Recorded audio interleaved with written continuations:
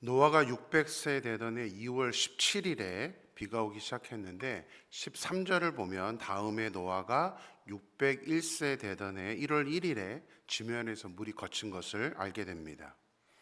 자, 물이 거쳤다면 방주에서 나올 법도 한데 노아는 그렇게 하지 않았습니다. 14절을 보면 둘째 달 21의 날에 방주에서 이제 최종적으로 나오게 됩니다. 물이 거친 것을 알고 한 달 그리고 26일을 더 기다렸다가 방주에서 나오게 된 것입니다.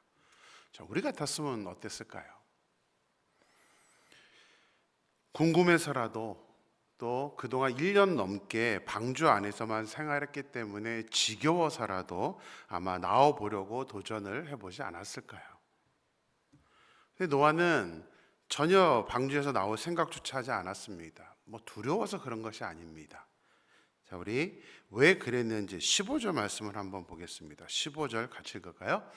하나님이 노아에게 말씀하여 이르시되. 왜냐하면 하나님께서 방주에서 나오라고 노아에게 말씀하지 않으셨기 때문입니다.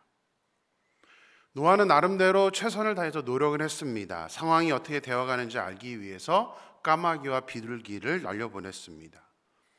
어제 말씀드린 것처럼 최종적으로 비둘기는 다시 돌아오지 않았습니다.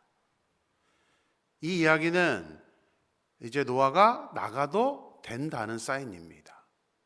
머물 곳이 있기 때문에 충분히 나가도 되는데, 하지만 노아는 그것을 확인해 놓고도 자기 생각대로 움직이지 않고 더디지만 하나님께서 말씀하실 때까지 기다렸던 것입니다. 그만큼 노아는 하나님의 말씀에 철저하게 순종했던 그런 사람이었던 것입니다. 기다릴 줄 아는 것, 인내하는 것, 하나님보다 앞서지 않는 것, 이것은 사실 굉장히 어려운 일입니다. 우리 인간의 성정으로는 쉽지 않은 일인데, 그래서 이 기다릴 줄 아는 노아의 모습을 보면서 도전을 받게 되고 그런 마음을 또 배우고 싶다는 생각을 하게 됩니다. 자, 또 한 가지 노아에게 도전받는 것이 있습니다.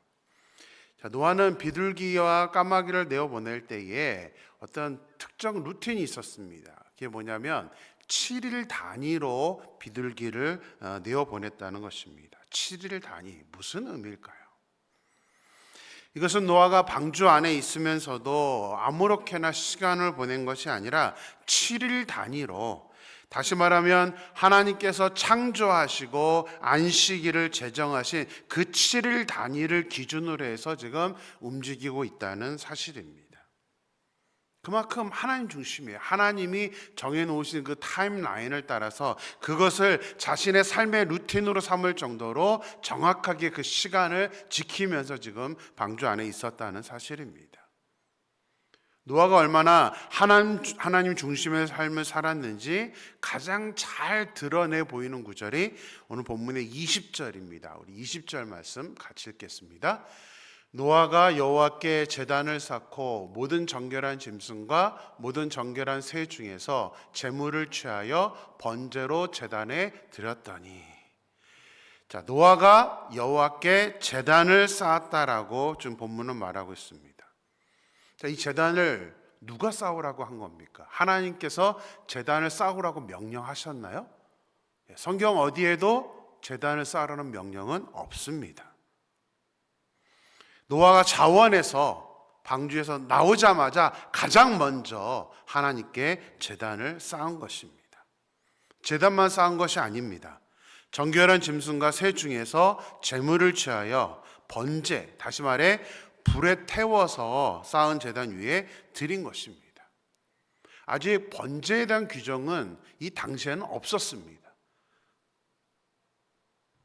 그러나 노아는 그런 규정하고 상관없이 방주에 내리자마자 자원하여서 여호와께 제단을 쌓고 번제를 드렸던 것입니다. 여러분 같았으면 방주에서 내리자마자 무엇부터 했을 것 같습니까? 1년을 넘게 방주 안에서만 있었습니다. 하고 싶은 것이 얼마나 많았겠습니까? 그죠? 땅도 보고 싶고 어떻게 되었는지 그 주변도 빨리 보고 싶은 그런 마음이 있었을 것입니다. 근데 노아는 그런 거를 먼저 관심에 둔 게 아닙니다. 나오자마자 하나님께 예배부터 드린 겁니다. 그것도 혼자가 아니라 온 가족이 함께 예배를 드리도록 인도를 한 것입니다. 어떤 한 사람이 또 우리가 믿음이 있는 사람인지 아닌지, 우리가 하나님 중심으로 사는지 아닌지를 알 수 있는 가장 기본적인 모습이 바로 이 예배의 모습입니다. 예배를 드리는 그 모습, 예배를 어떻게 생각하는지 그 모습을 보면 판단할 수 있습니다. 창세기 12장 7절과 12장 8절 말씀, 두 절 말씀을 같이 보겠습니다. 같이 읽습니다.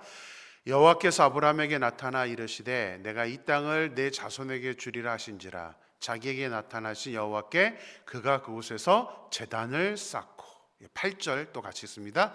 거기서 베델 동쪽 산으로 옮겨 장막을 치니 서쪽은 베델이요 동쪽은 아이라. 그가 그곳에서 여호와께 제단을 쌓고 여호와 이름을 부르더니.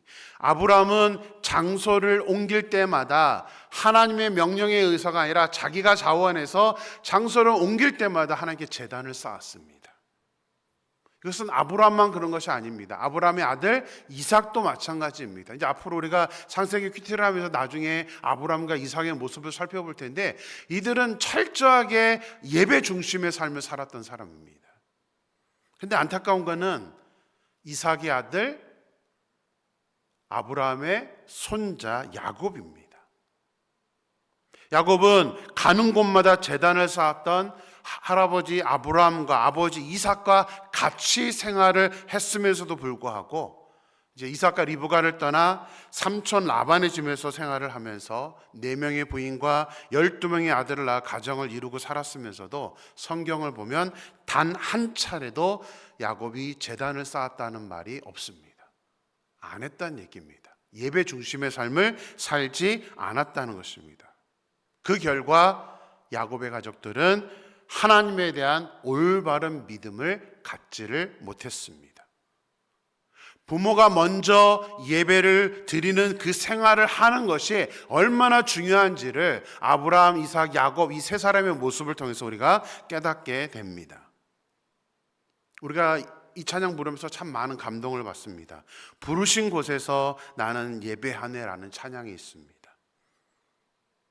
근데 이것이 우리가 노래로만 그칠 게 아니라 그 찬양 그대로 우리가 살고 있는지 반드시 점검을 해야 합니다. 가사를 보세요. 부르신 곳에서 나는 예배하네. 어떤 상황에도 나는 예배하네. 그 다음 가사를 보면요, 내가 걸어갈 때에 길이 되고 살아갈 때 삶이 되는 바로 그곳에서 예배하네 라고 지금 이 찬양은 고백을 하고 있습니다. 우리가 이 찬양 부르면서 감동받죠? 나도 그렇게 살고 싶습니다 라고 우리가 찬양을 하는데, 그게 실제로 우리의 삶이 되고 있습니까? 우리가 걸어갈 때, 살아갈 때 삶이 되는 그 모든 장소에서 우리가 예배를 드리고 있나요? 공식적으로 우리에게 주어져 있는 우리의 예배 시간을 우리가 지키지 못할 때가 많습니다. 근데 부르신 곳에서 예배한다? 이것은 바로 우리의 삶의 터인 우리 가정에서부터 가정 예배를 지켜야 된다는 그런 말씀의 고백입니다. 그래서 우리가 진정 이 찬양을 여러분들이 하나님께 고백하기를 원하고 이 찬양을 통해서 감동을 받았다면 바로 우리의 행동이 바뀌어야 됩니다. 우리의 집에서부터, 가정에서부터 가정 예배가 시작이 되어야 합니다. 우리는 월요일, 화요일, 수요일, 목요일 이렇게 요일을 우리가 호칭을 합니다. 근데 재밌는 것은 중국에서도 이제 우리 한문으로는 그 월화수목을 쓰지만요, 실제로 이들이 발음을 할 때는 조금 다른 표현을 씁니다. 그래서 여러분이 못 알아듣겠지만 제가 발음을 해드리면, 중국어는 리바이, 리바이알, 리바이산 이렇게 얘기합니다. 제가 중국인들한테 왜 그렇게 부르냐고 물어보면 아는 사람이 없습니다. 그럼 제가, 한국인 제가 대답을 해줍니다. 자, 중국어로 리바이, 리바이알, 리바이산이라는 것은 한문어로 저렇게 되어 있습니다. 이렇게 한번 보시면요, 무슨 단어예요? 예배라는 단어입니다. 제가 발음은 리바이 이렇게 얘기했지만 한문 단어는 예배, 첫날 예배, 둘째 날 예배, 셋째 날 이렇게 부른다는 사실입니다. 중국어로 요일을 이렇게 부르는 것은 주일만이 예배가 아니라 매일매일이 예배라는 것을 설명하기 위해서 이렇게 발음을 한다고 저는 대답을 해줍니다. 이것이 우리가 부르신 곳에서 나는 예배하나라고 찬양하라는 그 찬양의 원칙이 되는 것입니다. 내가 걸어갈 때, 내가 살아갈 때 그곳에서 예배하네. 매일 순간순간이 예배여야 한다는 것을 고백하고 있는 것입니다. 우리가 어떤 중심으로 사는 사람인지 다른 사람은 잘 모릅니다. 왜냐하면 우리가 보여주는 우리의 행동, 우리의 삶을 보여주는 것은 밖에서, 교회에서 제한된 모습만 보여줍니다. 교회에 오면 다 천사입니다.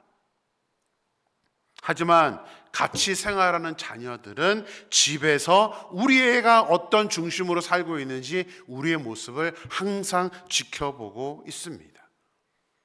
그래서 정말 자녀의 교육에 대해서 의식이 있는 사람들이라면 집안에서, 특히 아이들 앞에서 행동을 굉장히 조심합니다. 아이들이 공부를 하는 동안에는 다른 거 하지 않고 같이 책을 보는 모습을 보여주기도 하고요. 핸드폰 사용을 절제하기도 합니다. 아이들에게 좋은 영향을 주기 위해서입니다.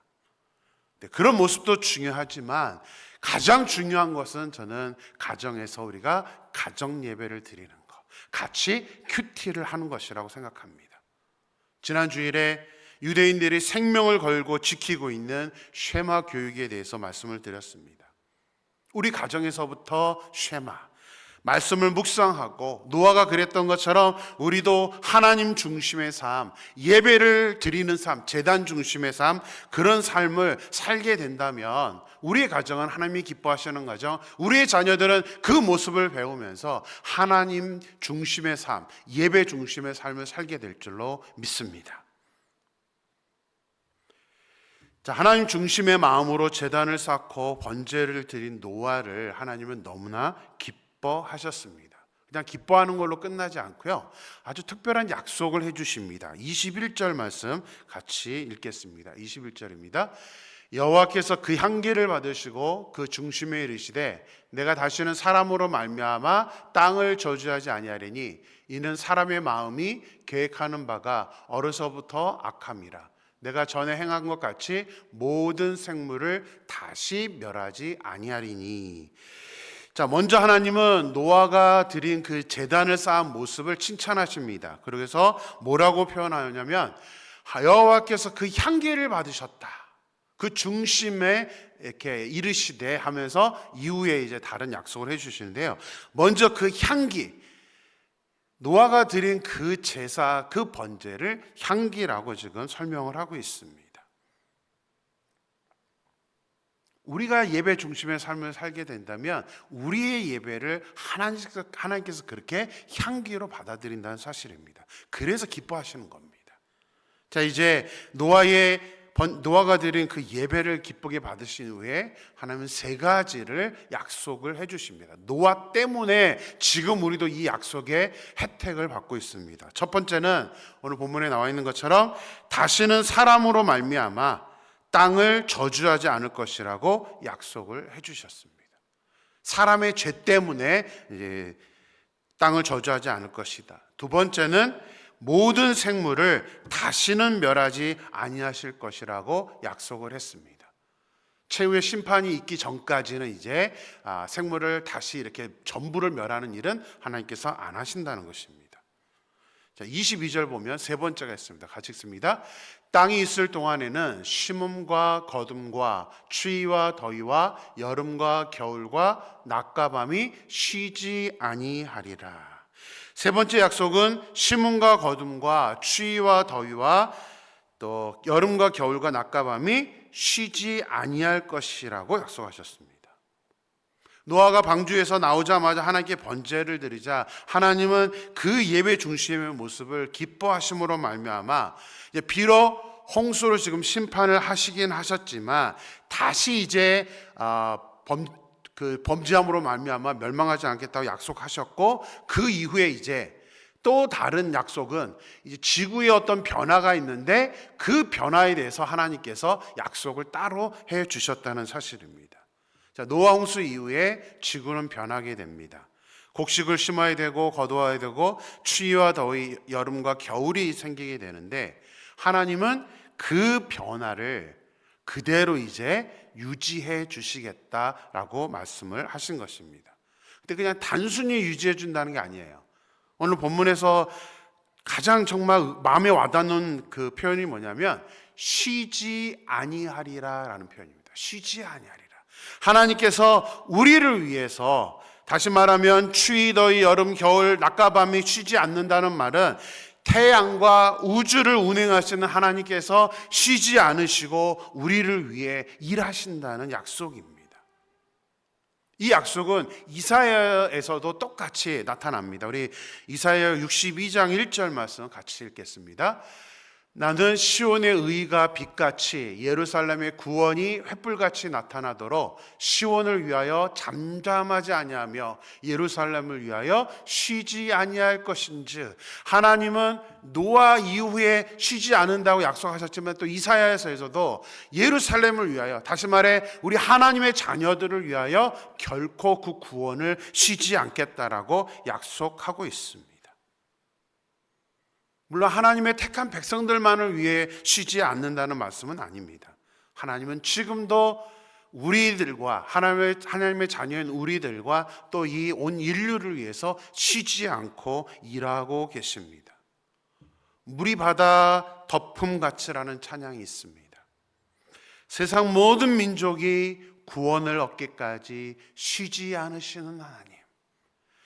하나님의 마음은 세상 모든 민족이 구원을 얻기까지, 우리 하나님의 자녀들만이 아니라 앞으로 하나님의 자녀가 될 그 사람들까지, 그들이 구원을 얻기까지 하나님은 결코 쉬지 않으신다라고 약속하고 계십니다. 중요한 것은 하나님께서 우리를 위해 쉬지 않으신다고 좋아만 해서는 안 된다는 것입니다. 저는 이 찬양의 그 다음 구절이 굉장히 의미심장하다고 생각합니다. 제가 잠깐 찬양 드리면요, 세상 모든 민족이 구원을 얻기까지 쉬지 않으시는 하나님. 그 다음 보세요. 주의 심장 가지고 우리 이제 일어나 주 따르게 하소서. 세상 모든 육체가 주의 영광 보도록 우릴 부르시는 하나님, 주의 손과 발 대어 세상을 치유하며 주 섬기게 하소서. 하나님이 우리의 구원을 위하여 쉬지 않으시기 때문에 이제 우리가 할 일은 주의 심장을 가지고 이제 일어나는 것입니다. 그래서 주님을 따르게 해달라고 우리가 간구하는 것입니다. 세상 모든 육체가 주의 영광을 보도록 하나님은 우리를 부르시기 때문에 우리가 주님의 손과 발 대어 세상을 치유하며 주 섬기게 해달라는 것이 우리가 지금 해야 할 일이라는 사실입니다. 우리를 지켜주시고 보호해 주시는 하나님의 그 은혜를 생각하면서 이제는 우리가 일어나야 합니다. 우리가 노아가 그랬던 것처럼 하나님께 먼저 제단을 쌓으며 세상 사람들이 주님을 섬길 수 있도록 인도하는 사람이 되는 것, 그것이 바로 지금 이 시간 우리의 삶 속에서 이루어져야 된다는 사실입니다. 소망합니다. 저와 여러분이 노아의 삶과 같이 예배 중심의 삶, 또 구원을 이루는 그 삶을 우리가 온전히 지켜나갈 수 있는 저와 여러분이 되기를 주님의 이름으로 축원합니다. 기도하겠습니다.